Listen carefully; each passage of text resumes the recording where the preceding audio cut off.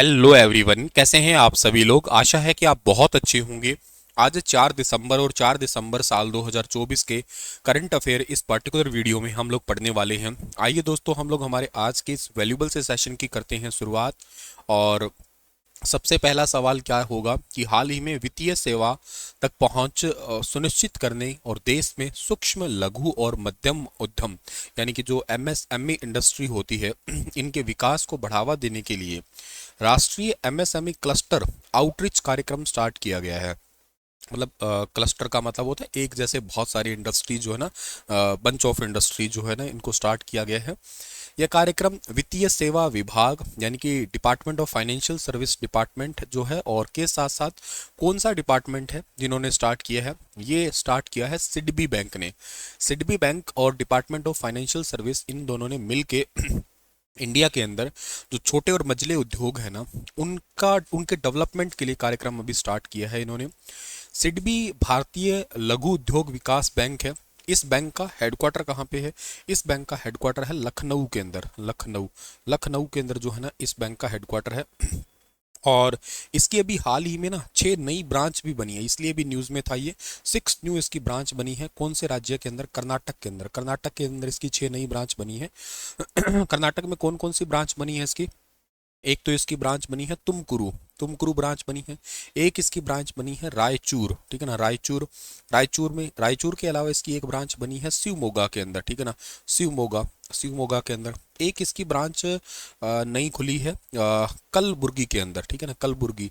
और इसके अलावा एक नई ब्रांच इसकी खुली है मंगलुरु में, मंगलुरु में। और इसके अलावा एक और ब्रांच है इसकी जो खुली है विजयपुरा में, ठीक है ना, विजयपुरा। 1 2 3 4 5 6, टोटल 6 ब्रांच खुली है, ठीक है। और इसके अलावा एक बात और याद रखना है आप लोगों को कि बेंगलुरु जो है ना, ये कर्नाटक की राजधानी बेंगलुरु है। वहाँ पे कैनरा बैंक ने अभी रिसेंटली अपना नया लर्निंग सेंटर भी खोला है। कर्नाटका की राजधानी बेंगलुरु में अभी नया लर्निंग सेंटर भी खोला गया है। और बैंक से एक चीज़ और याद आई है मुझे कि जितने भी भारत के बैंक है, भारत के बैंक और के साथ साथ एनबीएफसीज जो है हमारी, जो नॉन बैंकिंग फाइनेंस कॉरपोरेशन जो आते हैं आपके एनबीएफसीज जो है ना, ये एमएसएमई को लोन देने वाले होंगे, ठीक है ना। ये एमएसएमई जो है ना, इनको लोन देंगे। इनका टारगेट है 2024-25 में लगभग 5.75 लाख करोड़ का लोन देना, ठीक है ना। 5.75 लाख करोड़ का लोन देना इनका टारगेट है। अगले साल इसको बढ़ा दिया जाएगा। 25-26 में ये वाला लोन जो है ना वो 6.21 लाख करोड़ है। और 26-27 में फिर ये बढ़ा दिया जाएगा और लगभग 7 लाख करोड़ का लोन होगा ये। हालांकि इस लोन के आसपास अब हम पहुंचने के लिए एक्स्ट्रा देना पड़ेगा। इस बार 1.54 लाख करोड़ रुपए एक्स्ट्रा देना होगा, तब जाके इसके लगभग हम लोग आसपास पहुंच पाएंगे। और एमएसएमई को के लिए एक योजना भी अभी मैंने थोड़े दिन पहले पढ़ाई थी, आपको याद हो तो, प्रधानमंत्री मुद्रा योजना। उसमें एक तरुण कैटेगरी है, उसमें पहले 10 लाख रुपए तक लोन ले सकते थे, अब उसमें 20 लाख रुपए तक लोन ले सकते हैं। इंपॉर्टेंट है ये वाला, ठीक है। अच्छा सवाल बन सकता है ये। अगला सवाल क्या है? हाल ही में सरकारी क्षेत्र में इलेक्ट्रॉनिक वाहनों को अपनाने को बढ़ावा देने के लिए electric vehicle as a service कार्यक्रम स्टार्ट किया गया है। इलेक्ट्रिक व्हीकल कार्यक्रम स्टार्ट किया गया है एज अ सर्विस। तो ये कार्यक्रम निम्नलिखित में से किस कंपनी से जुड़ा हुआ है? तो देखो, ये एज ए सर्विस बहुत सारी कंपनियां हैं जो सर्विस देती है, मतलब पेड सर्विसेज देती है। जैसे एग्जांपल से मुझे मैकबुक में वीडियो रिकॉर्ड करनी होती है ना, तो मैंने उसमें एक सॉफ्टवेयर ले रखा है, वो 200 रुपये पर मंथ लेता है जस्ट फॉर रिकॉर्डिंग के लिए। ऐसा रिकॉर्डिंग सॉफ्टवेयर है वो। ऐसे कई सारे सॉफ्टवेयर हैं जो आप अपनी सर्विसेज देते हैं, बेटर सर्विसेज देते हैं। तो ऐसे electric vehicle as a services जो है ना, ये कार्यक्रम किस कंपनी से जुड़ा हुआ है? तो ये कार्यक्रम जुड़ा हुआ है किससे? ये जुड़ा हुआ है कन्वर्जेंस एनर्जी सर्विसेज लिमिटेड से। यानी कि ऑप्शन नंबर बी जो है ना इस सवाल का हमारा, वो बिल्कुल ठीक रहेगा। यानी कि कन्वर्जेंस एनर्जी सर्विसेज लिमिटेड इस कार्यक्रम को चला रही है। एनर्जी एफिशिएंसी सर्विस लिमिटेड ये बेसिकली मिनिस्ट्री ऑफ पावर जो है ना, इसके अधीन आती है। अब देखो सरकार का टारगेट क्या है। सरकार ये चाहती है कि केंद्र सरकार के जितने भी डिपार्टमेंट हैं, सरकारी जितनी भी मतलब कंपनियां हैं, उन सभी में आने वाले 2 सालों में ना इलेक्ट्रिक व्हीकल हो जाए। आने वाले दो सालों में 5,000 इलेक्ट्रिक व्हीकल सरकार लगाना चाहती है। और एक चीज़ और इम्पॉर्टेंट है क्या? अभी रिसेंटली ना India international energy efficiency hub का मेंबर बना है। इंटरनेशनल एनर्जी एफिशिएंसी का मेंबर बना है। इसका हेडक्वार्टर पेरिस में पड़ता है और इसका मेंबर बना है भारत 17 नंबर का। ये इंटरनेशनल एनर्जी एफिशिएंसी हब जो है ना, ये 2020 में बना था। ये याद रखना आप लोग, 2020 में बना था ये। हालांकि इसका पहले नाम होता था international partnership for energy efficiency corporation के नाम से इसको जाना करते थे। International partnership for energy efficiency corporation, इस नाम से इसको जानते थे पहले, लेकिन वर्तमान में ये इंटरनेशनल एनर्जी एफिशिएंसी हब के नाम से जाना जाता है। इसको G7 कंट्रीज ने बनाया था, ठीक है ना। और इसका नाम अभी 2020 में जो है ना बदल दिया गया है इंटरनेशनल एनर्जी एफिशिएंसी हब। वैसे ये ओरिजिनली बना था 2009 के अंदर, 2009 में G7 कंट्रीज ने इसको बनाया था और 2020 में इसका नाम बदल के ये हो गया। भारत इसका 17 नंबर मेंबर बना है। एनर्जी, जैसे एनर्जी को सेव करने के लिए ये एक नया डिपार्टमेंट है, वेरी वेरी इंपॉर्टेंट है ये भी। अगला सवाल, हाल ही में इजरायली शोधकर्ताओं ने डेवलप किया है एक कौन सा कंप्यूटर जो सीपीयू की आवश्यकता को दरकिनार करते हुए सीधे मेमोरी में डेटा को प्रोसेस करने में सक्षम है। आज तक आपने जितने भी कंप्यूटर सुने हैं ना, उसमें यही होता है, एक इनपुट होता है, एक उसमें सीपीयू होता है और एक उसके अंदर जो है ना आउटपुट होता है। लेकिन इसराइल में अभी एक नया कंप्यूटर बनाया है, दुनिया का पहला ऐसा कंप्यूटर होगा उसमें सीपीयू नहीं होगा। तो बिना सीपीयू के कैसे प्रोसेस होगा? डायरेक्ट मेमोरी में ही प्रोसेस होगा। और इसका नाम क्या है? इसका नाम है PYPIM। ये क्या है सर? पी वाई का मतलब होता है पाइथन। PY का मतलब है पाइथन। पाइथन प्रोग्रामिंग लैंग्वेज है, ठीक है ना। पाइथन प्रोग्रामिंग लैंग्वेज है और इसके अलावा मुझे बहुत अच्छे से आती है पाइथन प्रोग्रामिंग, काफ़ी इजी है वैसे तो, और आजकल के टाइम पे मोस्ट पॉपुलर भी है वैसे ये। और PIM, ये क्या है सर? PIM ये प्रोसेसिंग इन मेमोरी बोलते हैं इसको हम लोग, ठीक है ना। ये क्या है सर? ये है processing in memory. Processing in memory मतलब जो डेटा है वो सारा का सारा मेमोरी में ही प्रोसेस होगा, सीपीयू की अब जरूरत ही नहीं पड़ेगी। ऐसा अभी रिसेंटली इसराइल के जितने भी जो साइंटिस्ट हैं ना इसराइल के, उन्होंने ऐसा ऐसा डिस्कवर किया है। अपने आप में काफ़ी ज़्यादा इंपॉर्टेंट है। इसराइल अभी न्यूज़ में था। किस लिए न्यूज़ में था? इसराइल 69th नंबर का मेंबर बना है, 69वां मेंबर बना है किसका? ADB का, एशियन डेवलपमेंट बैंक का। ये इंपॉर्टेंट है आपका। और इसके अलावा रीजनल मेंबर इसका 20 नंबर का है। वैसे इसका ऑफिशियली एशियाई विकास बैंक का 69वां मेंबर बना है ये, ठीक है ना। तो नॉन रीजनल मेंबर में 20वां आता है, पर आप इतना याद कर लेना ADB जो है ना एशियाई विकास बैंक का जो है ना वो 69वां मेंबर बना है, ठीक है। इसके अलावा इसराइल की एक चीज़ और याद कर सकते हो आप लोग।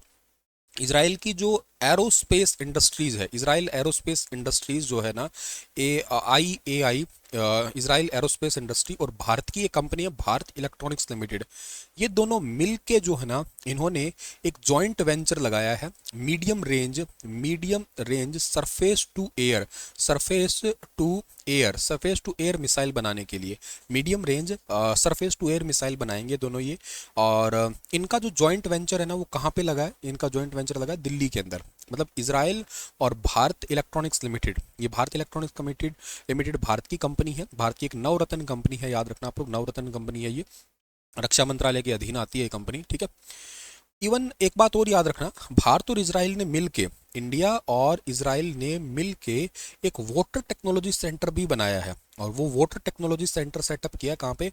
IIT मद्रास में। IIT मद्रास के अंदर सेटअप किया इन्होंने ये।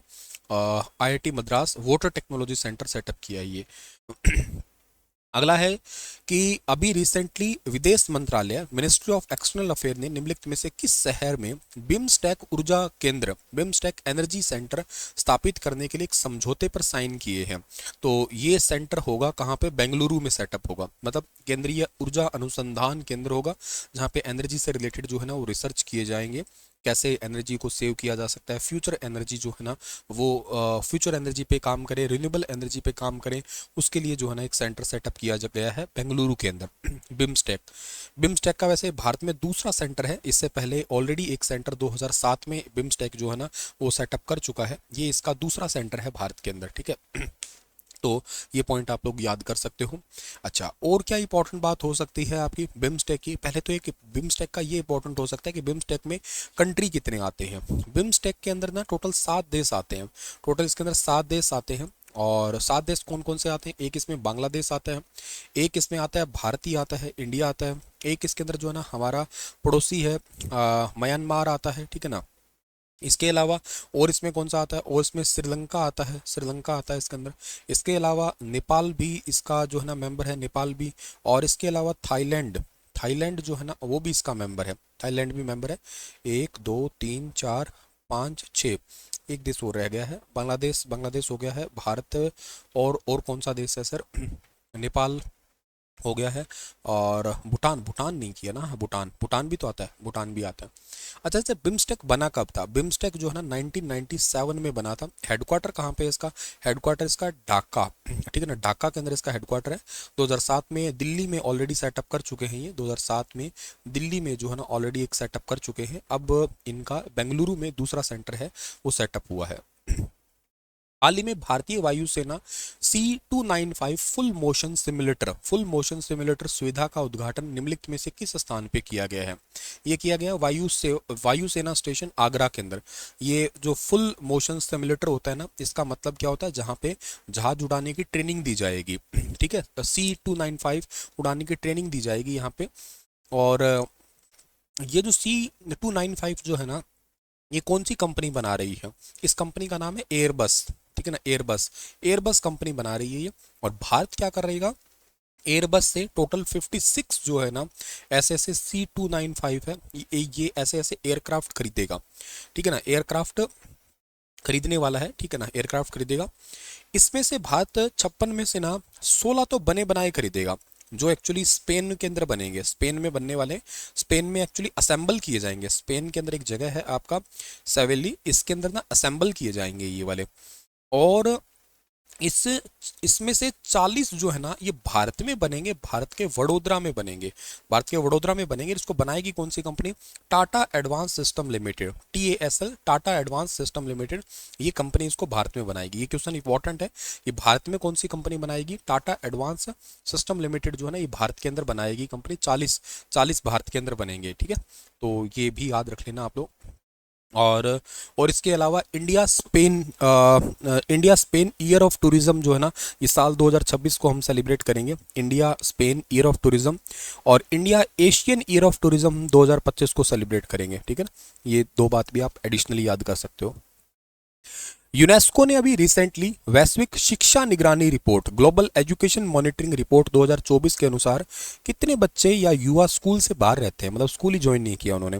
तो लगभग 251 मिलियन मतलब 25 करोड़ लगभग बच्चे और युवा ऐसे हैं जो एडमिशन नहीं ले पाते हैं स्कूल के अंदर।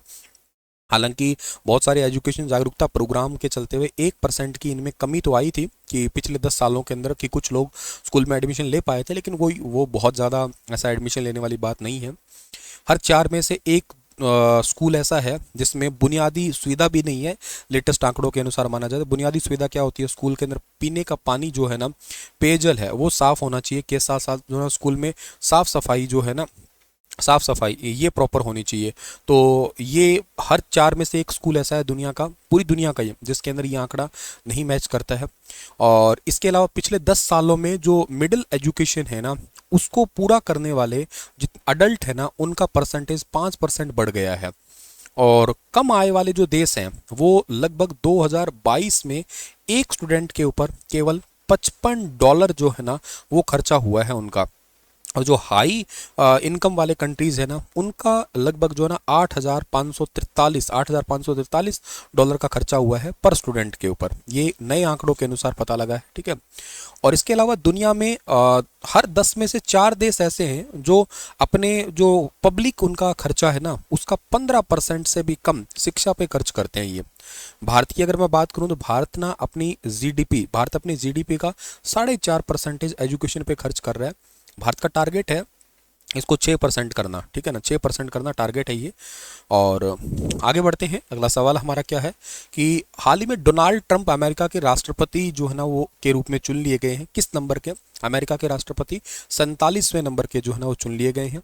डोनाल्ड ट्रंप किस पार्टी से थे? तो डोनाल्ड ट्रंप जो पार्टी से थे ना, उन पार्टी का नाम क्या था? रिपब्लिकन, ठीक है ना, रिपब्लिकन पार्टी थी इनकी। इस पार्टी का चुनाव चिन्ह क्या है? इस पार्टी का चुनाव चिन्ह जो है ना वो है एलिफेंट, ठीक है ना, हाथी। एलिफेंट जो है ना इसकी चुनाव चिन्ह है इस पार्टी का।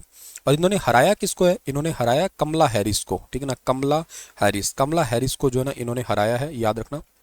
और कमला हैरिस को कितने वोट मिले? 226 वोट मिले थे। और डोनाल्ड ट्रंप को कितने मिले? डोनाल्ड ट्रंप को मिले 312 वोट मिले थे। हालांकि ये 45वें राष्ट्रपति भी थे। अमेरिका में क्या होता है कि अमेरिका में एक बार राष्ट्रपति बनने के बाद दोबारा भी बन जाते हैं, लेकिन 2 बार बनने के बाद कभी नहीं बनेंगे, केवल 2 ही बार बन सकते हैं। मतलब मैक्सिमम 2 टर्म हो सकती है, 4 साल का कार्यकाल होता है। यहाँ के उपराष्ट्रपति कौन बने हैं, वाइस प्रेसिडेंट कौन बने हैं? इनका नाम है जेडी वांसे। जेडी वांसे ये उपराष्ट्रपति बने हैं। ये बेसिकली ओहियो एक जगह है यहाँ की, ठीक है ना। ओहियो, ओहियो से अमेरिका के सेनेटर भी है ये। और अमेरिका में टोटल 538 इलेक्टोरल होते हैं, जिसमें राष्ट्रपति बनने के लिए बहुमत होना चाहिए 270। तो डोनाल्ड ट्रंप के पास तो 312 आए थे और इनके पास 226 थे, तो ये हार गई। 312 से ये जीत गए, ठीक है। अगला है कि हाल ही में नई दिल्ली में आतंकवाद विरोधी सम्मेलन एंटी टेरर कॉन्फ्रेंस आयोजित किया गया। यह सम्मेलन किसके द्वारा आयोजित किया जाता है? यह सम्मेलन नेशनल इन्वेस्टिगेशन एजेंसी, इसके द्वारा आयोजित किया जाता है नई दिल्ली में। नेशनल इन्वेस्टिगेशन एजेंसी जो है ना, ये कब बनी थी? ये 2008 में बनी थी। इसका हेडक्वार्टर कहाँ पे? इसका हेडक्वार्टर न्यू दिल्ली के अंदर पड़ता है और ये गृह मंत्रालय के अधीन आती है। ध्यान रखना आप लोग, गृह मंत्रालय के अधीन आती है।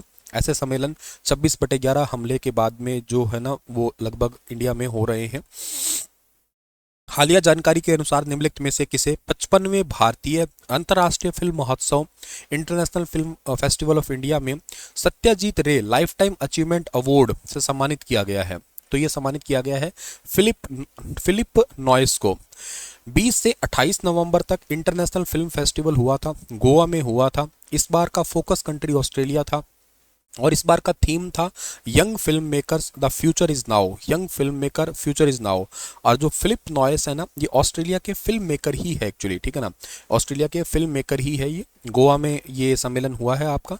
और ये किस मंत्रालय के अधीन आता है? ये आता है सूचना एवं प्रसारण मंत्रालय, ठीक है ना। सूचना और प्रसारण मंत्रालय है, इसके अधीन आता है ये। हाल ही में निम्न में से कौन सी कंपनी क्लिनिकल लेवल पर रोबो न्यूक्लियस एसिड आरएनए, जिसको आप लोग कहा करते हो, को एडिट करके जेनेटिक स्थिति का इलाज करने वाली पहली कंपनी बनी है? तो जेनेटिक इलाज करने वाली पहली कंपनी बनी है वेव लाइफ साइंस। अमेरिका की कंपनी है ये, वेव लाइफ साइंस है, ठीक है। कोई डेफिशिएंसी, कोई बीमारी वगैरह है तो उसको ठीक करेगी। जेनेटिक कोई इशू है, उसको उसमें एडिटिंग किया जा सकेगा। इन्होंने एक नई थेरेपी बनाई है, उस थेरेपी का नाम है WVE006। WVE006 इस थेरेपी से के नाम से, मतलब बाजार में इन्होंने अपनी नई टेक्निक है उसको उतारा है। IIT मतलब Indian institute of technology Guwahati और किस राज्य सरकार ने पूर्वोत्तर भारत में स्वदेशी स्वास्थ्य सेवा नवाचार हेल्थ इनोवेशन को बढ़ावा देने के लिए एक संगोष्ठी स्टार्ट की है? तो ये असम के अंदर की है। मतलब हम लोग जो बेसिकली हमारा स्वदेशी टेक्निक है, आयुर्वेद टेक्निक है, या हमारी जो हेल्थ सर्विसेज है उसमें कैसे इनोवेशन ला सकते हैं, इसके लिए भी रिसेंटली ये असम के अंदर सेटअप सेंटर किया गया है। Assam advance health care innovation institute जो है ना, इन्होंने स्पेशली बनाया है। IIT गुवाहाटी और असम गवर्नमेंट, इन दोनों ने मिलके। और इसमें ये जो है ना बेसिकली 6 सेंटर ऑफ एक्सेलेंस है वो बनाएंगे, जिसमें ये डिजिटल हेल्थ पे फोकस करेंगे। ये स्टेम सेल जो होती है, स्टेम सेल पे फोकस करेंगे। ये रोबोटिक्स और अफोर्डेबल डायग्नोस्टिक जो होते हैं ना, मतलब रोबोट के थ्रू डायग्नोस्टिक किया जा सके। थेरेपी है, थेरेपी पे फोकस किया जा सके, ठीक है ना। और मेडिसिन पे फोकस किया जा सके, बेस्ट मेडिसिन पे फोकस किया जा सके। ऐसे करके जो है ना ये कोशिश करेंगे इसके अंदर, ठीक है। और बेसिकली इंटरनेशनल साइंस फेस्टिवल है, 10वीं बार हो रहा है नॉर्थ ईस्ट के अंदर, ठीक है ना। नॉर्थ ईस्ट के अंदर जो है ना 10वीं बार हो रहा है इंटरनेशनल साइंस फेस्टिवल। इसको IIT गुवाहाटी होस्ट कर रहा है, तो ये भी पॉइंट आपको याद रखना है, ठीक है।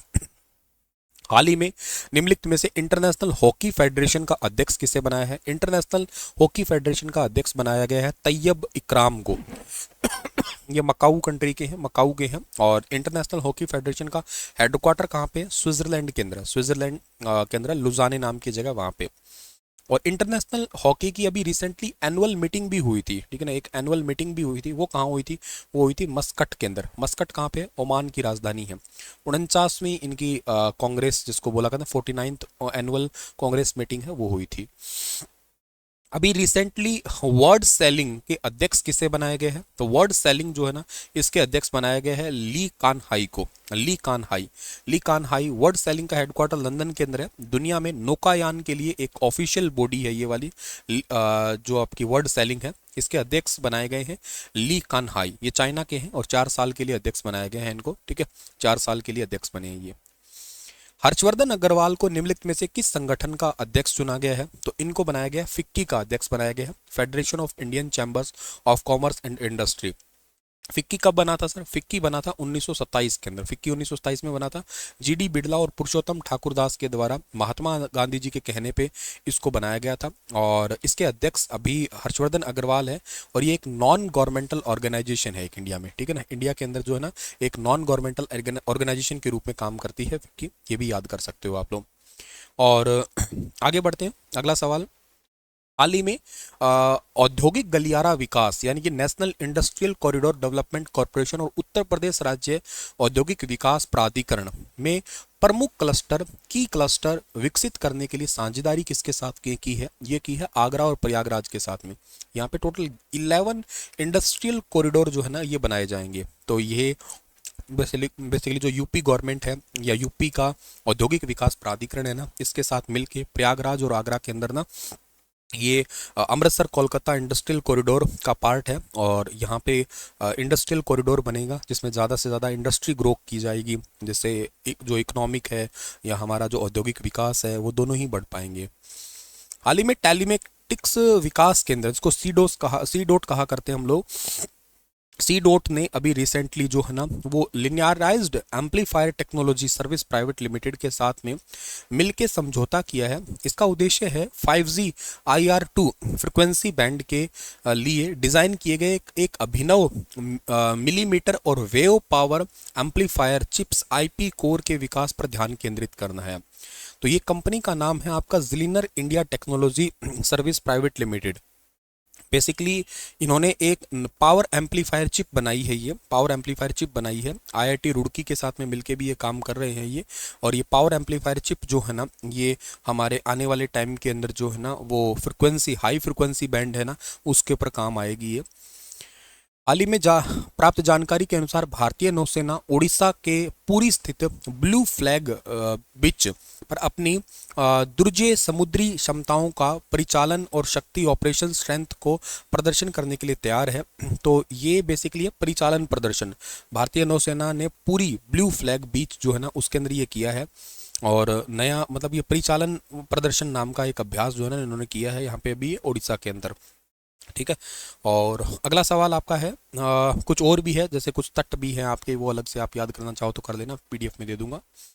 सामाजिक और आर्थिक परिवर्तन संस्थान, जिसको कहते हैं institute of for social and economic change में बेंगलुरु की पहली डिजिटल जनसंख्या गढ़ी डिजिटल पॉपुलेशन क्लॉक का उद्घाटन किया है। ये किसके बीच का समझौता है, ये health and family welfare department है। यहाँ भारत और कर्नाटक की जनसंख्या रियल टाइम में बताई जाएगी कि कितनी जनसंख्या है, अभी कितनी बढ़ गई है, कितनी, जैसे हेल्थ डिपार्टमेंट में कोई बच्चा होता है तो उसका रजिस्ट्रेशन कर दिया जाता है, किसी की डेथ होती है तो रजिस्ट्रेशन कर दिया जाता है। तो यहाँ पे अब ना लाइव जो है ना चेक होगा कि इंडिया में इतनी जनसंख्या बढ़ गई है, इतनी घट गई है, तो ऐसा सेटअप किया गया है यहाँ पे, ठीक है। आप मुझे कमेंट में बताना कि कर्नाटक की कैपिटल बेंगलुरु में किस संस्था के हेडक्वार्टर हैं, इंपॉर्टेंट संस्था, कोई डिफेंस संस्था आपको याद है तो आप मुझे बता सकते हैं, ठीक है। चलिए sir, thank you so much dear, हंसते मुस्कुराते रहना। मिलता हूँ मैं आपको अपनी अगली क्लास में। राधे राधे।